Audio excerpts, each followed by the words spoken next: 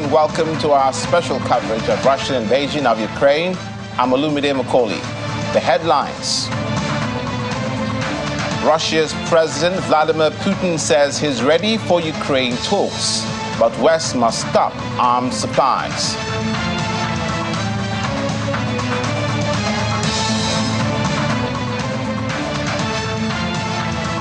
NATO Stoltenberg tells Biden Ukraine making progress. Plus, U.S. announces new Ukraine security assistance.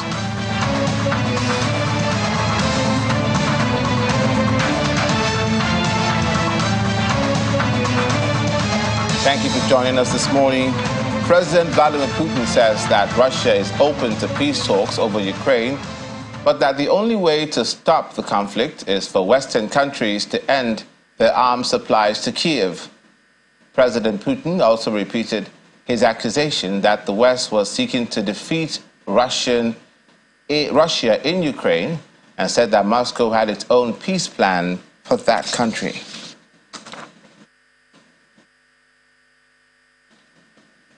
Meanwhile, President Vladimir Putin declined to say whether Moscow would launch a new offensive in Ukraine in response to Kyiv's own counteroffensive, saying that Russia's plans will depend on its military potential.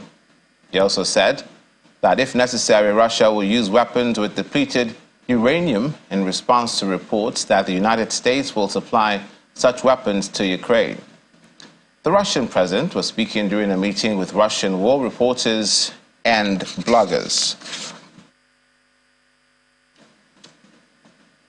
The Russian president, however, says he believes Ukraine has lost 25 to 30% of military vehicles supplied by Western countries since the start of its counteroffensive, and that Ukraine's human losses are 10 times higher than Russia's. He also added that Ukraine had lost many military personnel during the counteroffensive, adding that Russia had lost 54 of its tanks in the fighting, some of which could be repaired, and that Ukraine had lost over 160. The U.S. government is set to send depleted uranium tank shells to Ukraine, according to the Wall Street Journal. A senior official told the WSJ that there appears to be no major obstacles to approving the ammunition after weeks of internal debate. Earlier this year, the U.S. decided to provide Ukraine with Abrams tanks, and depleted uranium bombs are accompanying ammunition of the tanks.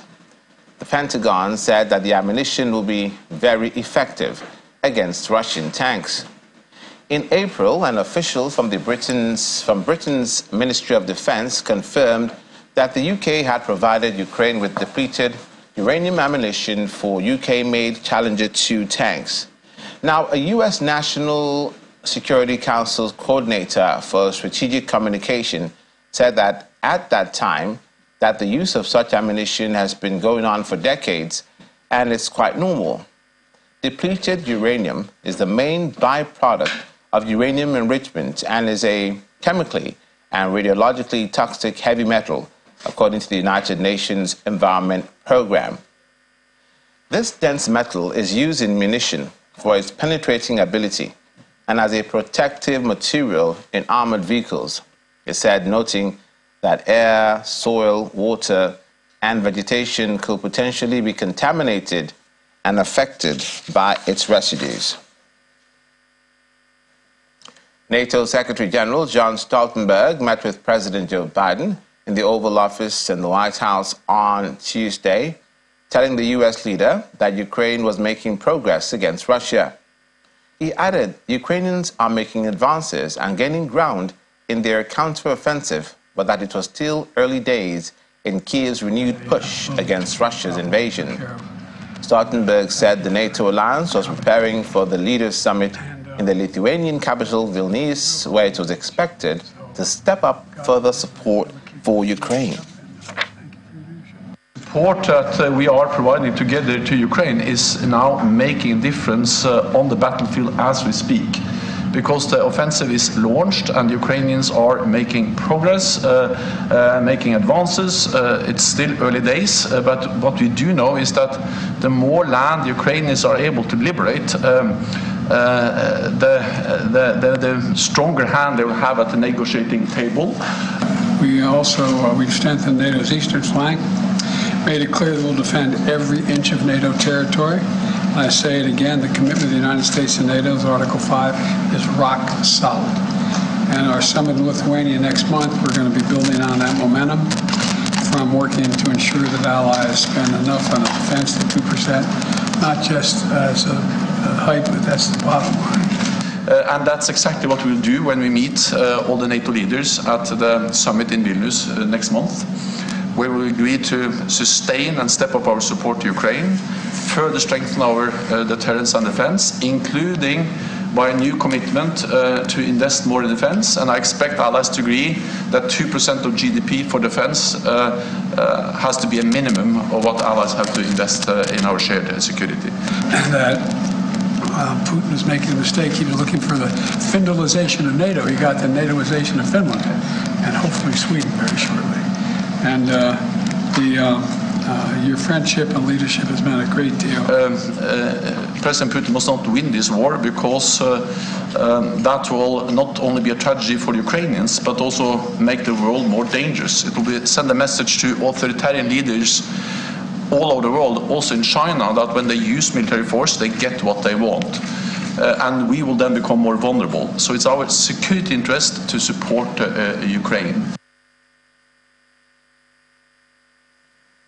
A fire broke out near a business center and the warehouse of a retail chain in Ukraine's Black Sea city of Odessa this morning, as firefighters worked to contain the blaze allegedly caused by a Russian missile attack. Still photographs released by Ukraine's state emergency services show firefighters putting out flames in the affected buildings and the aftermath of the incident. Air Defense Forces shot down 2 missiles over the city. The city's administration said on its Telegram messaging app it was not immediately clear how many missiles targeted the city.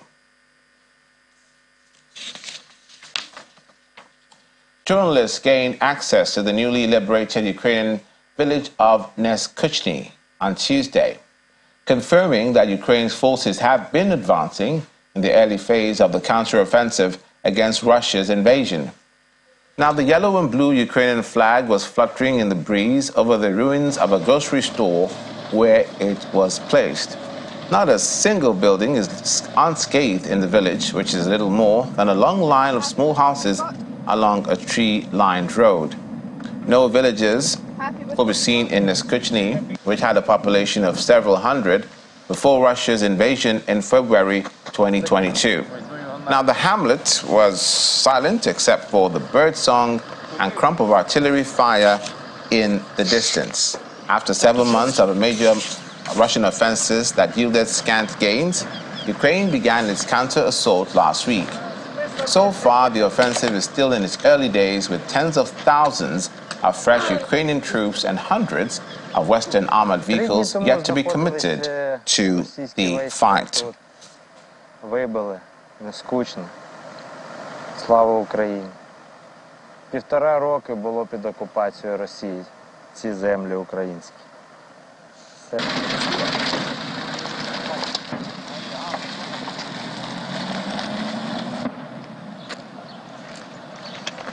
Coming up after the break, more on Russian invasion of Ukraine. Please stay with us.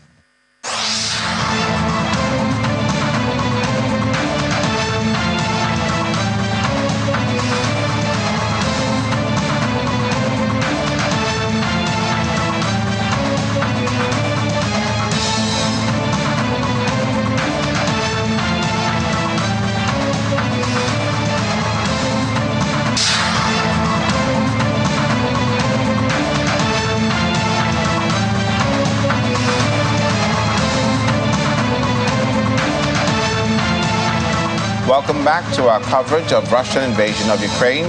The Pentagon in the United States is set to bolster equipment for Ukraine as its counteroffensive against Russia gets underway.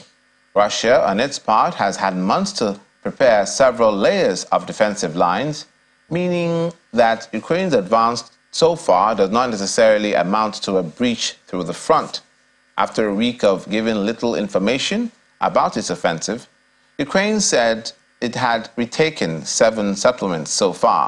Troops have advanced up to 6.5 kilometers and seized about 90 square kilometers, that's about 35 square miles, of ground along a 100-kilometer-long stretch of the southern front line, according to the Deputy Defense Minister, Hanna Malia. Okay. I have a few items to pass up along at the top here. Also today, the department announced additional security assistance to meet Ukraine's critical security and defense needs. This is the Biden administration's 40th presidential drawdown of equipment from DoD inventories for Ukraine since August 2021. It includes key capabilities to aid Ukraine's efforts to retake its sovereign territory as they bravely protect Ukraine's soldiers, civilians, and critical infrastructure. Well, I think here in this building, we were always going to assess that there was going to be damages and casualties of capabilities and systems that have been provided to the Ukrainians.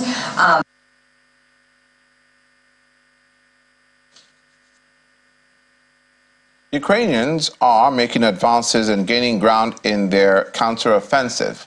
That's the affirmation of NATO Secretary General Jens Stoltenberg, although he added that it was still early days in Kiev's renewed push against Russia's invasion. In brief remarks ahead of his meeting with U.S. Secretary of State Antony Blinken, Stoltenberg said the NATO alliance was preparing for the leaders' summit in the Lithuanian capital Vilnius, where it was expected to step up further support for Ukraine. Our delivery to Ukraine is making difference on the battlefield as we speak, because the Ukrainians have launched the offensive, they are making advances, they are gaining ground. This is still early days, but what we all know is that the more land the Ukrainians are able to liberate, the stronger their hand will be at the negotiating table, and the more likely it is that President Putin will understand that he will never win this battle, he will never win the war of aggression. With conviction that you'll see at the summit the alliance reaffirm its commitment, of course, shared commitment to Article 5 and to defending every inch of NATO territory. You will see us following up on our commitment to reinforce our defense investments, to strengthening even more the alliance's deterrent and defense capacity, and to operationalize many of the plans and programs that were put in place in the strategic concept and that continue to be elaborated right now in advance of the summit.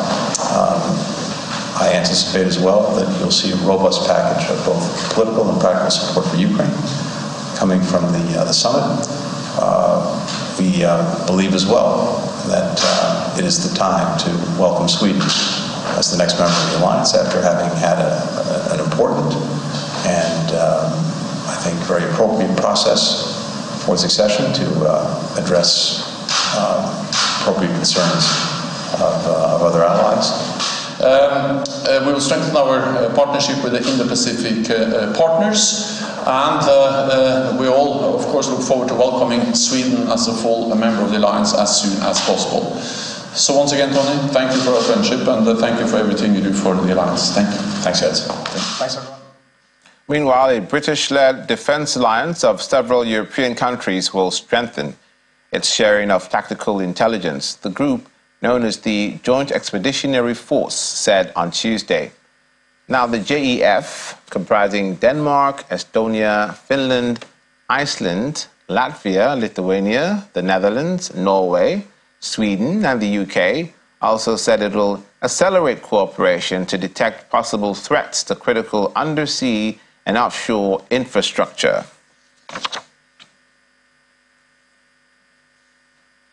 Now, we'd like to speak with Mr. Chukwuemeka Eze, former lecturer on diplomatic and consular relations law in Nasarawa State University, who is joining us from the Federal Capital Territory, Abuja, in our studios there. Thank you for being with us this morning. Thank you. Good morning. The Ukrainians must be buoyed by the fact that they've retaken these several villages, and the appearance of journalists in at least one of those locations put paid to any doubt that that has begun to happen. Now, with President Vladimir Putin saying that he's ready to have talks on Ukraine, but that depends on the West's non-supply of arms to that country. Does this mean that he's discouraged in some way, but also knowing that it's not likely that the West will stop supplying arms to Ukraine? So what are we to make of this situation and what President Putin said yesterday? I regard it as doublespeak because President Putin has long-term plans for the war. So I don't think that he really wants to stop the war at this stage. Look at, as we speak now, you are aware that Alexander Lukashenko, the president of Belarus, has announced that the deployment of tactical nuclear weapons in Minsk has begun. So, and Putin has announced that by 1st July, there will be full deployment. So how can Putin be saying that he will stop the war, although it's conditional, and also at the same time deploying tactical nuclear weapons? So that's why I call it doublespeak. As for the initial supposed victory of Ukraine, I'm not optimistic. Although it's early in the day, but I'm not optimistic that Ukraine will do sufficient damage through its counteroffensive. Why am I saying so? They don't have the air cover to protect their troops after regaining some kilometers. So if they regain those kilometers and the Russians do both air and land bombardment with the cruise missiles raining down on them, then the artilleries by land forces coming upon them. So how can they withstand that?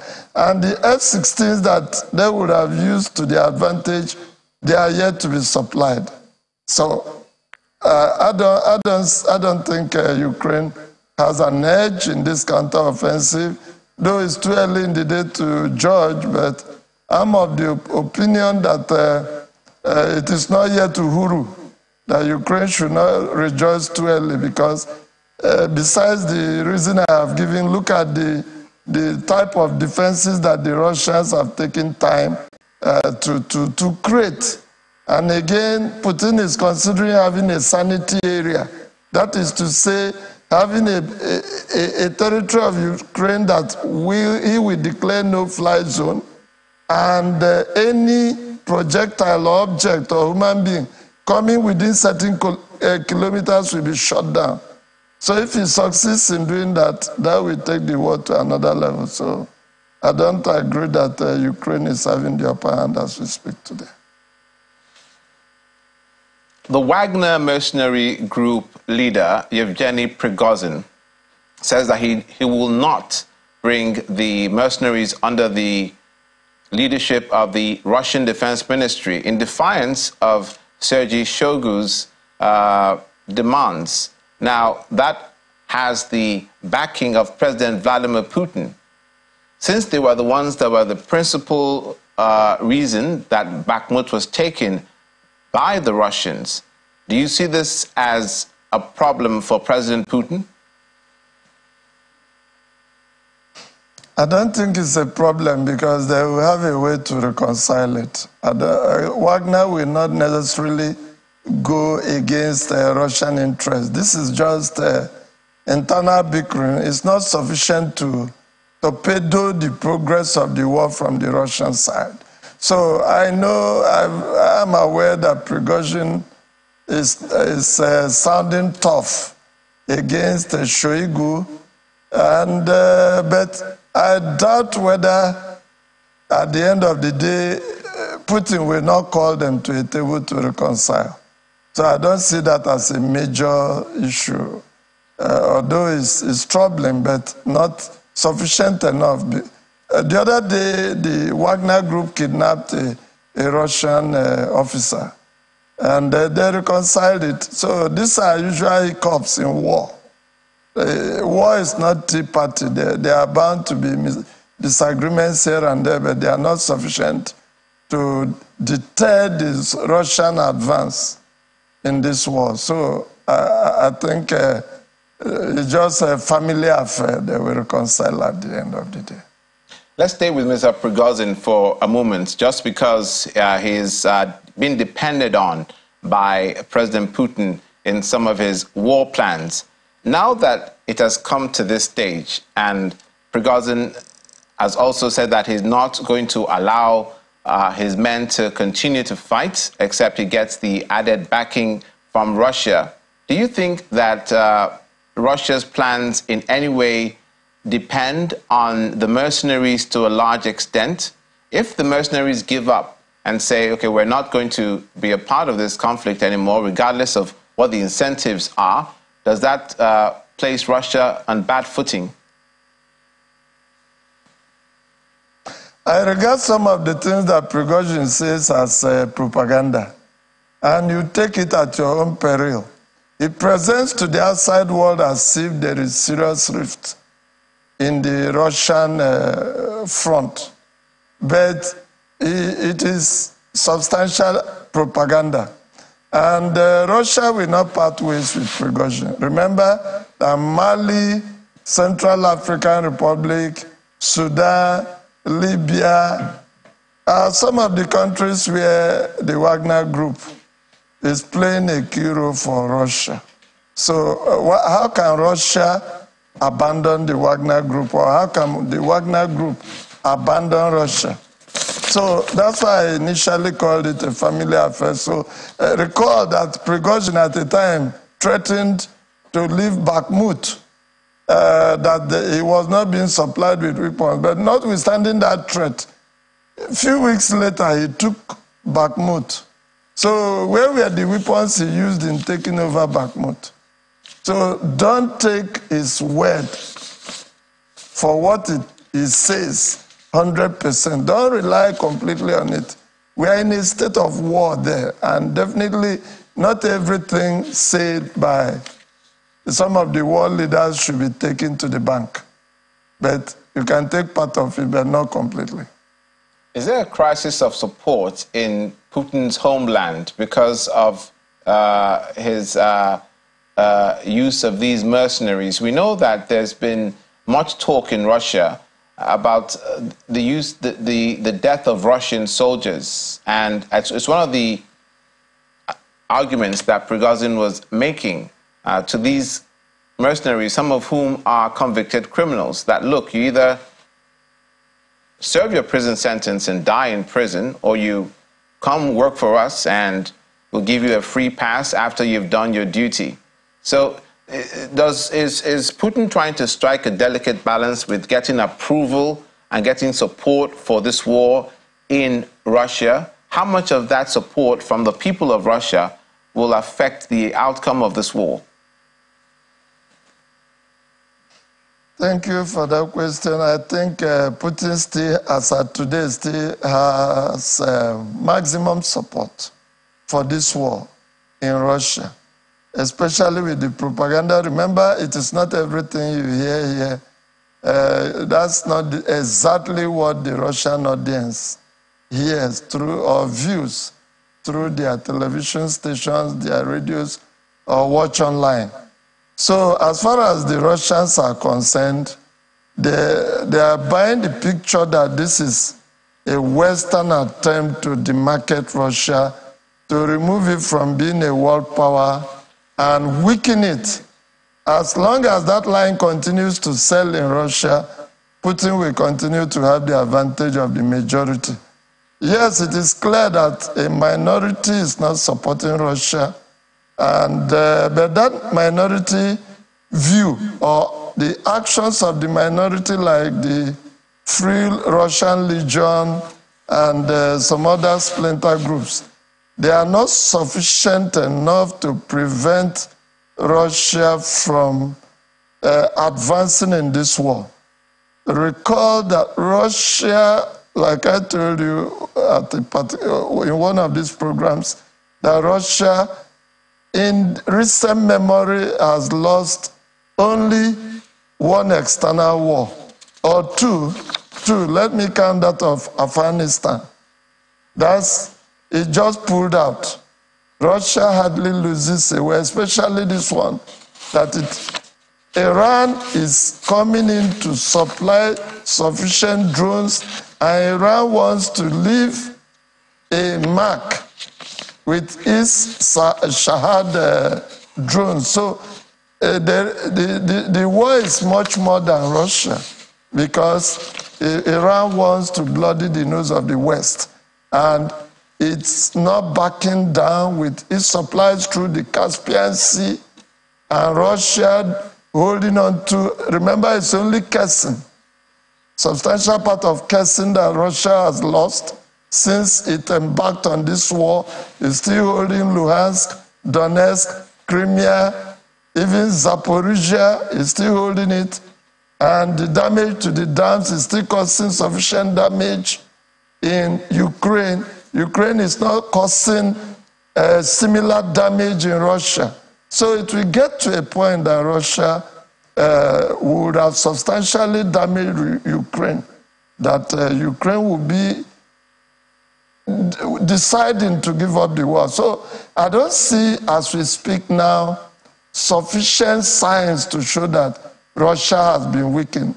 Russia is suffering losses, yes, but not at the rate that Ukraine loses, because that of Russia is announced, that of Ukraine is hardly announced. So Russia is having its way. Look at the damage to the Kharkov Dam and so many other dams. In September last year, Russia has been destroying dams in Ukraine and critical civilian infrastructure, contrary to the Geneva Conventions and the two protocols. So basically, Russia is doing sufficient damage in Ukraine. And I don't know, except the Ukrainians have the F-16s and sufficient air cover, I don't see how Ukraine will have victory in the nearest future. Now, NATO Secretary General Stoltenberg has said that, and we've reported that this morning, he's gone to the United States, he's continued his hardline position against Russia. Prior to this war, one of the bones of contention for Russia was NATO accepting Ukraine as a member of that alliance. Now, it goes far back as in the days of USSR, the United Soviet Socialist Republic, and Mikhail Gorbachev, who said he didn't trust America because they said that Ukraine will never join NATO at the dissolution of the USSR. So it's one of the issues that Russians have. Now that NATO is accepting to have Ukraine as a member, do you think President Putin and the Russians will ever agree to this? They'll never agree to this because it is an existential threat. And it will make mess of this war. Russia will never accept Ukraine to be a member of NATO. And even the chances of Ukraine being a member of NATO is still slim. It's still slim because I doubt whether all the members, remember, for it to be a member, all the members must accept. As we speak today, Sweden, that has been a Pacific country, has tried to join, but is still being held up by Turkey and Hungary. So if Sweden could be held up, despite being a Pacific country for so many decades, how much more Ukraine? So I think the announcement might be necessary to use it as bargaining chip, because in pragmatic terms, I don't see Ukraine joining NATO even in the next 5 years or 10 years. assuming they succeed in getting their territories in this war. And I seriously doubt that Russia will give up Crimea. It will get to a point that the Western powers, when they have supplied weapons to a point and they discover that the war is not ending, they will call Ukraine to make concessions. So I doubt whether the Russians will give up. Remember this grain deal. Russia says they may not renew it. So when all these things happen, both economically, infrastructurally, militarily, and Ukraine is getting down, it will get to a point that some of these statements being made now, they will back down on it for there to be peace. So I don't foresee in the nearest future Ukraine being a member of NATO. Notwithstanding the comments, the statements of Stoltenberg, that's Jens Stoltenberg, the secretary of NATO. Those statements can be made, but implementation will be very difficult, very, very difficult. Mr. Chukwuemeka Eze, thank you so much. And all this with the specter of the war continuing and some Ukrainians in public office saying that they will not concede to any demands of the Russians, and they're even demanding that at the end of the day they want war reparations from Russia. So it looks very bleak at this point. We hope that it gets better. Thank you so much for your contribution this morning, Mr. Chukwuemeka Eze, a former lecturer on diplomatic and consular law, Nasarawa State University. Thank you for being with us today. I'm grateful. Ukraine's 3rd Assault Brigade released video showing its soldiers launching an assault on Russian positions near Bakhmut. Ukraine's Deputy Defense Minister Hanna Maliar says Ukrainian troops had advanced 250 meters near the small eastern city. Russia had not officially acknowledged the Ukrainian gains and has said it has repulsed Ukrainian attacks, inflicting heavy casualties since Kiev's counteroffensive began. President Vladimir Putin says the quality of Russian weaponry is improving, but that the country lacks high-precision ammunition and drones. He also says Russia had increased its production of key weapons by 2.7 times over the past year. He also accuses the West of pumping weapons into Ukraine. More on the Russian invasion of Ukraine in a moment. Please stay with us.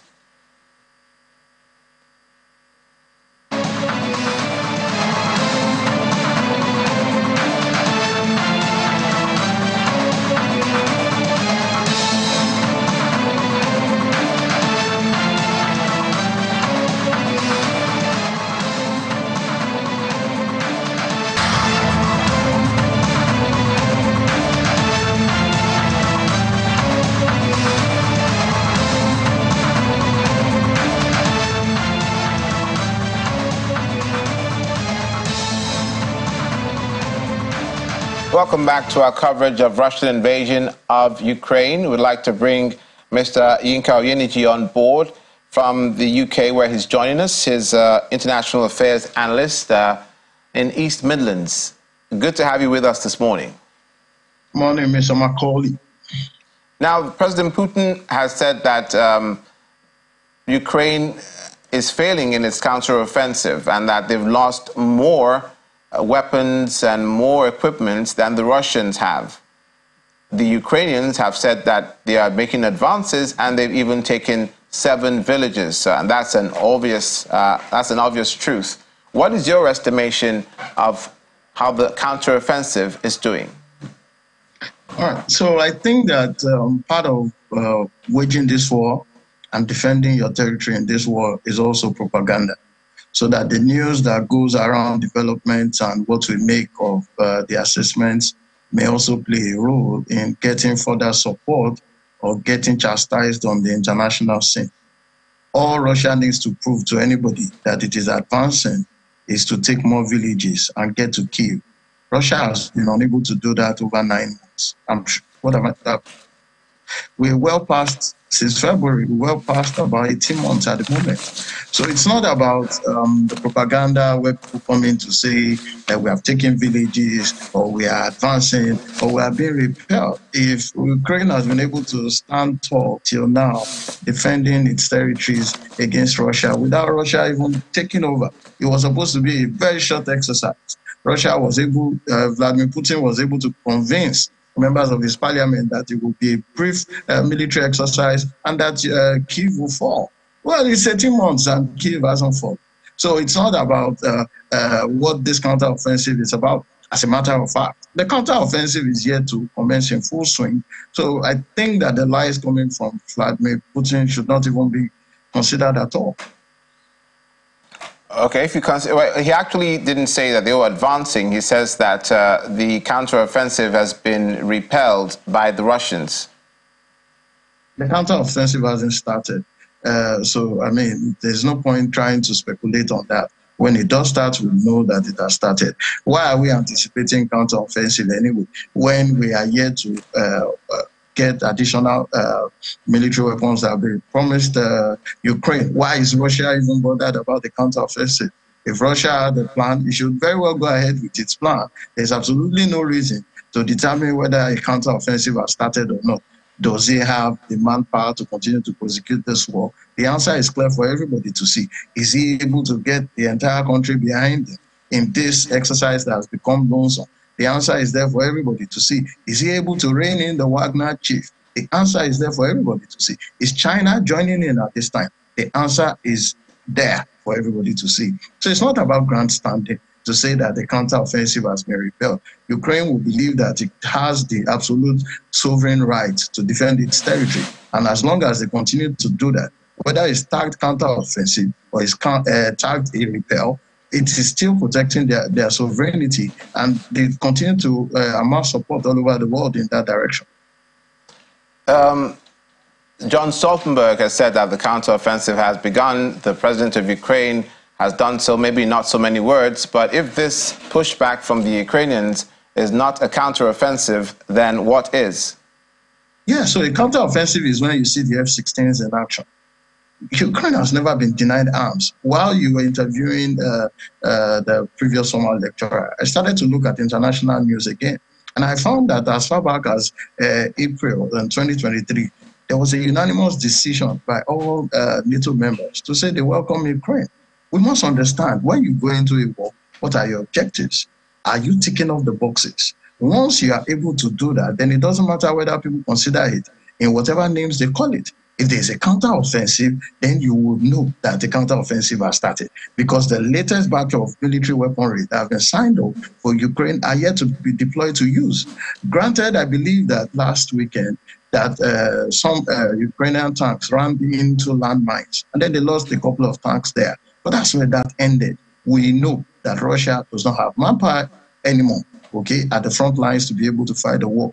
Perhaps we should for a moment start to consider what's happening at home to Russia itself, where they have been subjects of drones attacks, even right in their own home. There are pipelines going up in flames. Their defense building suffering fire outbreaks, and drone attacks increase. And Russia even admitted that it mistakenly attacked one of its own villages while doing its offensive against Ukraine. So we should start to closely examine the shifts that we can see in this war. It is no longer a case of Ukraine at the mercy of Russia bombings, okay? It is now Ukraine being able to stand for itself and still getting aids again and again.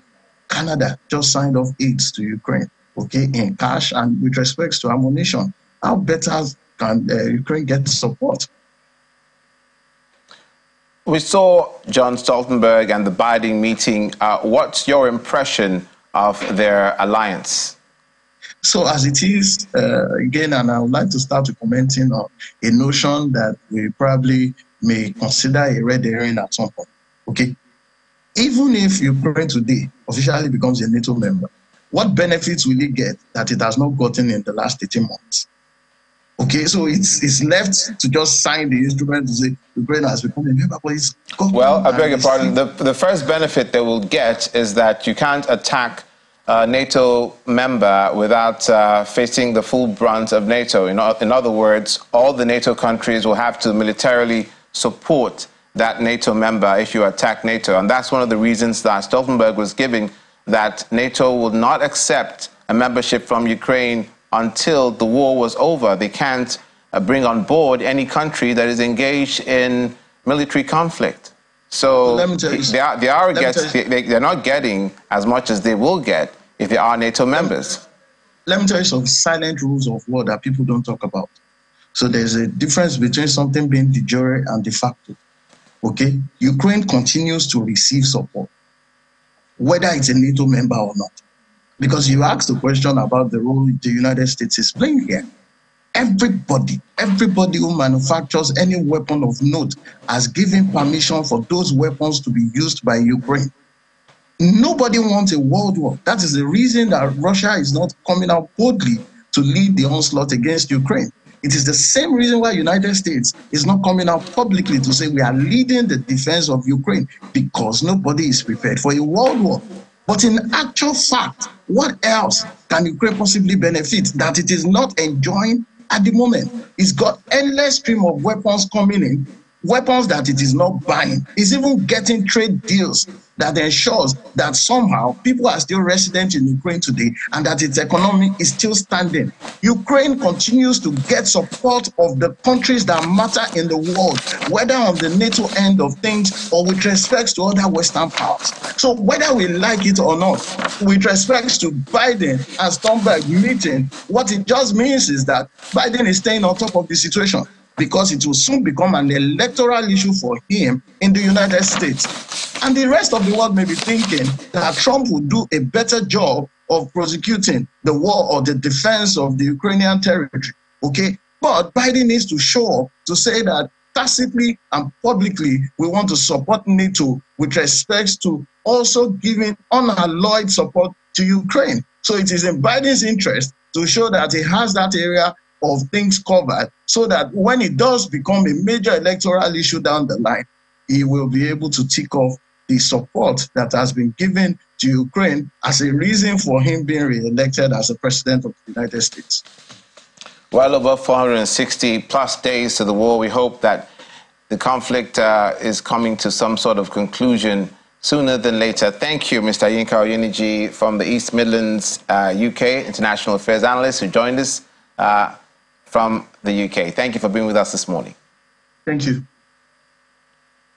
President Vladimir Putin is saying a lot in recent days, this time that Russia is considering withdrawing from the Black Sea grain deal because the West had cheated Moscow by implementing none of the promises to get Russian agricultural goods to wider global markets. That's the Russian argument. The deal allowing Ukraine to resume seaborne grain export was brokered by the United Nations and Turkey in July last year to help tackle a global food crisis the UN said had been worsened by Europe's deadliest conflict since World War II. To convince Moscow to approve the pact known by diplomats as the Black Sea Grain Initiative, a 3-year accord was struck at the same time, under which UN officials agreed to help Russia with its own food and fertilizer exports. But President Putin said that had not been implemented due to the perfidy of the West. Western powers have imposed what they cast as the toughest sanctions ever on Russia after it launched what it calls its special military operation in Ukraine on February 24, 2022. While Russia's food and fertilizer exports are not sanctioned, the West's restrictions on payments, logistics, and insurance pose a barrier to shipments, according to Moscow and major Russian grain and fertilizer exporters. Russia and Ukraine are two of the world's top agricultural producers and major players in the wheat, barley, maize, rapeseed oil, sunflower seed, and sunflower oil markets. Russia is also dominant in the fertilizer market. President Putin made it adequately clear that Russia is considering stopping participation in the grain deal. He said he will discuss its future with some African leaders expected to visit Russia soon, adding that Moscow is ready to supply grain for free to the world's poorest countries. The current deal will expire on July 17th unless Russia agrees to extend. Now we're joining our business correspondent, Ini John Mekwa, is in the studio with me to give an added perspective to the conflict from a business point of view. Ini, good morning. Good morning. Ukraine says Poland's farmer subsidies are not in line with its rules. Poland are staunch allies of Russia, and they're helping Russia. Yes. But helping Russia has a downside because it's affecting their farmers. True. And we talked about how they had to come to an agreement that Ukraine wheat will pass through countries like Poland, but it will not stop there. But it seems it's still seeping into those European countries, and it's obviously affecting farmers. So a country like Poland has now arranged a subsidy for farmers, I think about 10 billion of their currency. That's about $1 billion to help farmers. It's supposed to help them not in Ukraine. Did I say Poland? In Poland. In Poland. Poland helping Ukraine, not Poland helping Russia, yeah. No, so Poland is doing this for its farmers, and Ukraine is complaining now, because what it means is that Poland farmers can now sell their products, their wheats and all of that at a cheaper price. Remember, it used to be that Ukraine's wheat and grains became really cheap.